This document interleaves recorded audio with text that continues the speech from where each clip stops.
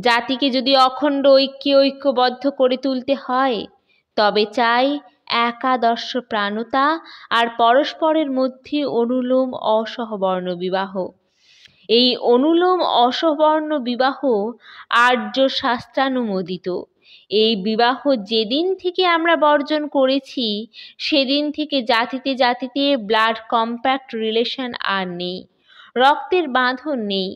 শাস্ত্রবিধিতে আছে, সবর্ণা কন্যা বিবাহ না করে অসহবর্ণ বিবাহ হয় না। তাই প্রথমে সবর্ণ বিবাহ করে তারপরে যদি উপযুক্ত হয়, তবেই অসহবর্ণ বিবাহের অধিকারী হতে পারে। ইহাই সংহিতার বিধান। এই অসহবর্ণ বিবাহ তিনি নিজে করলেন। অনুগামীদের মধ্যেও উপযুক্ত বুঝে কাউকে কাউকে দিয়ে করালেন। কে নিন্দা করলো আর কে প্রশংসা করলো